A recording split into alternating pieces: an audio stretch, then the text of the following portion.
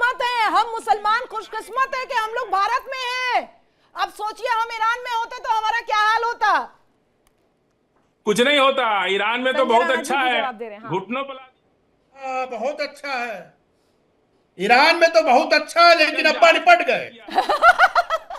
अब्बा निपट गए और तुम्हारा भी टिकट कटवा देते हैं, बहुत निपट गए। नेस्तनाबूद कर दिया। ना ना, आप भी चलो टिकट कटवा देते हैं। हम तो कहते हैं भारत सरकार से रिक्वेस्ट करते हैं, जितने भी अब्बा के चाहने वाले, मातम मनाने वाले हैं, इनका वीजा फ्री किया जाए और इनको ईरान भेजा जाए। पीएचडी है जा विज्ञान करके से। वहां पे आप शहादत दीजिए। फिर देखिए हाय इनको बेचैनी हाय है, अब्बा हम इजरायली न है रहे, ये। हाय अब्बा हम न रहे, ऐसा जाके नारा लगाइए। हिंदुस्तान में बैठ के काहे नारा लगा रहे भाई? पर ये कौन सी परिपाटी चली आई है? ये परिपाटी है क्या? ये नई तौर पर एक ट्रेंडिंग परिपाटी लाई जा रही है क्या कि जिस प्रदेश का होगा उस प्रदेश में जो सरकार जिसकी होगी उसको ही फोकस करते हुए उसका ही समर्थन देना पड़ेगा, नहीं तो चलेगा नहीं, खेला हो जाएगा वरना। ये क्या है? ये कौन सी परिपाटी है? अब बंगाल वाले ये कहेंगे टीएमसी को सपोर्ट करिए, मध्य प्रदेश में बीजेपी है तो क्या बीजेपी की तरफ से ये कहा जाए कि बीजेपी के खिलाफ जो होगा वो मध्य प्रदेश का है नहीं? ये क्या है रितु जी? जी, जिस हिसाब से ममता हाथ जोड़ करके खड़ी हुई थी देश के सर्वोच्च न्यायालय में चीफ जस्टिस ऑफ भारत के सामने, एसआईआर के बारे में जिस हिसाब से वो बिलक रही थी, एसआईआर की वजह से जिस हिसाब से वो परेशान है, ये समझ में आ रहा है कि उनके जितने भी पॉकेट वोटर हैं, उनके जितने भी लुंगी और टोपी छाप वाले वोटर हैं, उनका हिजाब धीरे धीरे खुल रहा है। अब जिस हिसाब से महुआ मोइत्रो ने महुआ पश्चिम बंगाल में वोटरों का नाम, वैध वोटर, दलित वोटर का नाम काटने का उसको रुकवा दिया। बहुत कश्मकश में, बड़ी दिक्कत में आकर के ये कहा है कि भैया बंगाल में रहना तो टीएमसी करना पड़ेगा। अब फैसला जो है वो बंगालियों का होगा कि उन्हें गजवाए हिंद चाहिए बंगाल में या भगवाए हिंद चाहिए। और रुकवा दिया। यही से बीजेपी निर्वाचन कमीशन का गुस्सा हो गया, जैसे भी हो पश्चिम बंगाल का नाम, वोटर का नाम काटने पड़ेगा।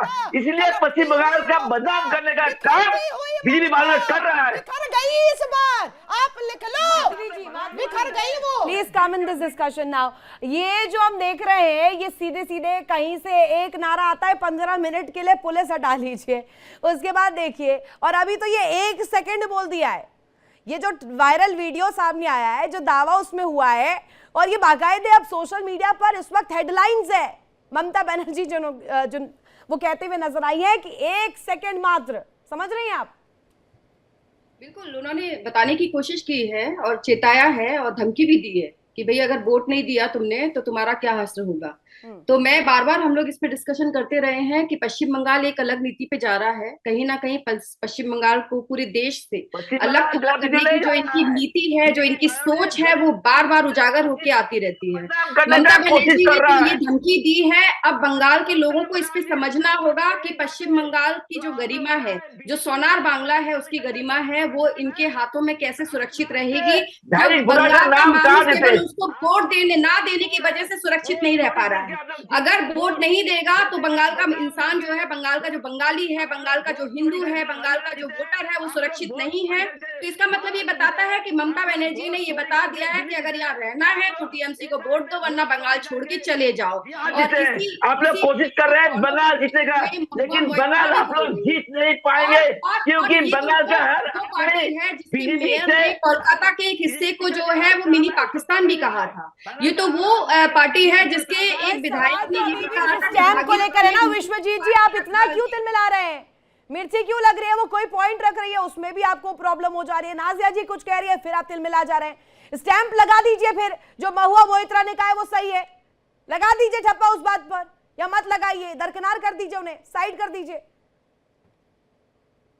देखिए आज यहाँ पर आके जितने बीजेपी वालों का पक्ष रख रहा है, सब झूठ पर झूठ बोल रहा है, एक भी सच्चाई नहीं बोल रहा है। इसी का हम विरोध कर रहे हैं, ये आप लोग झूठ बोल रहे हैं।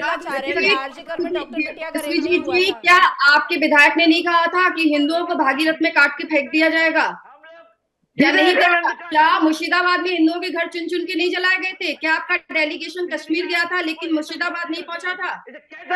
बताइए, इसमें झूठ कहाँ से आ रहा है? आप मुझे बताइए, क्या ममता बनर्जी ने बलात्कार के ऊपर मुआवजा देने की बात नहीं की थी? क्या ममता बनर्जी ने 8 बजे के बाद लड़की को बाहर जाने के लिए उनकी सुरक्षा उनके हाथ में ये कहा था कि नहीं कहा था? बीजेपी की लीडर है, वही लोग ममता की बिजनेसमैन दलित है। ऑपोजिशन के द्वारा कौन सी बात इसमें से झूठ है, आप मुझे बता दीजिए। यदि इसमें से एक भी बात झूठ है और आप इसको साक्ष्य प्रस्तुत कर सकते हैं तो फिर आप मुझे बताइए, मैं अपने शब्द वापस ले लूंगी। ये जो भी मैंने आपके सामने बातें रखी है, इसमें से एक भी बात, एक भी, मैं ये नहीं कह रही हूँ कि इसमें से 2 बात 3 बात, एक बात भी अगर झूठ मैंने कही है तो आप मेरे सामने प्रस्तुत कीजिए। আপনি আমার সামনে বলুন, আমি সেই সময় আমার কথাটা ফিরিয়ে নেব। एक भी बात कमेंट में है और कैमरा है और ये बार-बार इसमें चर्चा हुई है, बृहद रूप से चर्चा हुई है, विस्तारित चर्चा हुई है। नाज़िया लाइए जी, अब जरा लाइए शेखर कुमार जी, अभी जो अब डिस्कशन हो रही है आप देख रहे हैं पूरी डिस्कशन को, और ममता बनर्जी का बयान एक तरफ है, एक तरफ महुआ मोइत्रा का बयान। अब इन दोनों बयानों को अगर हम ज्वाइन करें, इसे साथ लाए, इसके बीच में आ जाता है बंगाल का चुनाव। तो क्या ये उसी का खेला हो रहा है? देखिए, डेफिनेटली ये बंगाल के चुनाव को लेकर ये सारी बयानबाजियां हो रही हैं, लेकिन मेरे हिसाब से आज हम जिन बातों पर डिबेट कर रहे हैं, किसी भी स्टेट का चुनाव, शिक्षा पर, स्वास्थ्य पर, इन सब बातों पर बात होनी चाहिए। अगर कहीं ममता सरकार की नाकामियां हैं तो वो फ्रंट लाइन पर अगर विपक्षी दल रखे, जो पश्चिम बंगाल के विपक्षी दल हैं, तो शायद उनकी दाल गलेगी।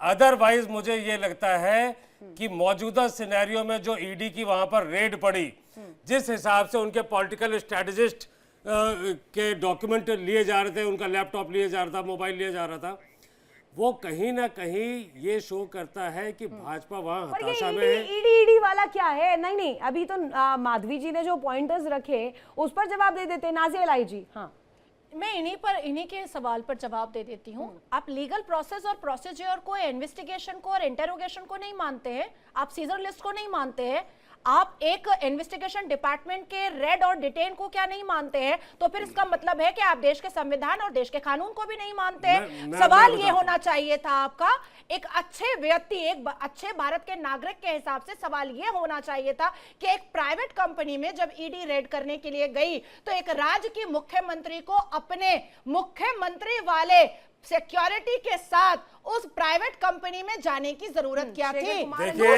दूसरी बात, उन्होंने भगदड़ में और डॉक्यूमेंट अपना चोरी चिट्टे का छुपाने के चक्कर में उन्होंने ईडी ऑफिसर का लैपटॉप चोरी कर लिया था, जो उन्होंने बाद में दिया कि गलती से मेरे पास आ गया था, ये ले लो।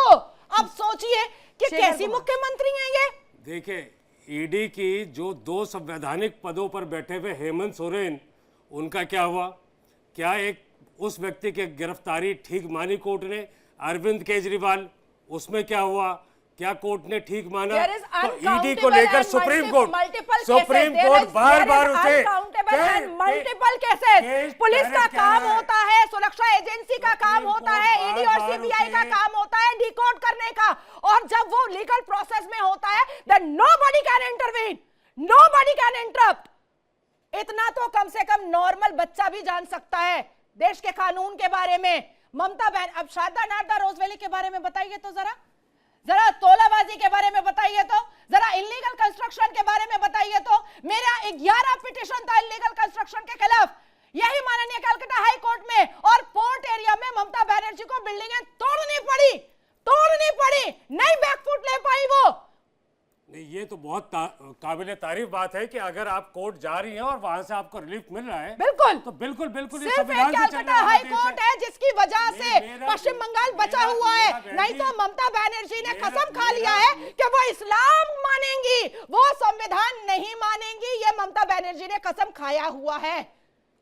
देखिए, आपने खुद ही अभी बताया कि आपने संवैधानिक रास्ते का इस्तेमाल किया, आपको उसमें जीत मिली। तो मैं तो कह रही हूं, तो मैं यही बात कह रहा हूं कि इस चुनाव को फाजिल अहमद और अजय गौतम जी, तो एसआईआर को काम क्यों नहीं करने दे रही है वो? ठीक है, फाजिल अहमद और अजय गौतम। देखिए ऋतु जी, ईडी के खिलाफ कार्रवाई पुलिस ने किया, एफआईआर पुलिस ने राज किया, तो क्या पुलिस संवैधानिक संस्था नहीं है? देश की संवैधानिक संस्था पुलिस भी तो है। आप ईडी को मान रहे संवैधानिक संस्था और पुलिस को नहीं मान रहे, ये कौन सी बात है भाई?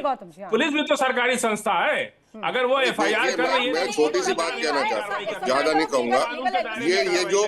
ये जो बार बार धमकी दी जाती है, कभी 15 मिनट की एक मिनट नाजिया जी एक सेकंड बार बार जो धमकी दी जाती है 15 मिनट के लिए पुलिस हटा लो या 1 सेकंड के लिए कमर कस ली, तो ये सारे के सारे लोग आज ईरान में क्यों नहीं जाते? ये सारे के सारे लोग जहां इनकी जरूरत है वहां क्यों नहीं जाते? ये अपना जौहर, अपना जलवा, अपनी ताकत वहां क्यों नहीं दिखाते? वहां ड्रोन, इजरायली ड्रोन और इजरायली मिसाइलें इनके स्वागत के लिए तैयार खड़ी हैं। ये वहां 15 मिनट के लिए जाए ना, हम तो तैयार हैं। वहां जाके कहें इजरायली ड्रोन और इजरायली मिसाइलें इनका स्वागत करने के लिए तैयार हैं। ये जो 15 मिनट वाले मैं कह रहा हूँ ना, जितने इनके पुरखे भी यही कहते थे, आज कब्र में पड़े हुए कीड़ों की खुराक बन गए। इनके पुरखे भी यही कहते थे 15 मिनट के लिए पुलिस मिला लो। हमने हटा ली थी 5 मिनट के लिए गुजरात में, आज तक मातम बन रहा है। फाजिल साहब मत ललकारिए हमारा। हम लोग तो पुलिस की और चौकी खुलवाना चाह रहे हैं। पुलिस जब हम तो कह रहे हैं हमारा वाटर टेस्ट मत करिए। 15 मिनट छोड़ो, 5 मिनट के लिए हटी थी गुजरात के अंदर, आज तक मातम बन रहा है। मत ज्यादा 15 मिनट और 1 सेकंड वाली कहानी पे ना वो दिन आए। और जिसका ज्यादा जो ज्यादा शूरवीर बन रहा है, ईरान चला जाए, ईरान चला जाए। 100 बिहार के लोग पकड़े गए ड्रोन और अमेरिकन मुर्शिदाबाद में दंगा फैलाते हुए वहां दिखाया वो 15 मिनट और 1 सेकंड वाली कहानी।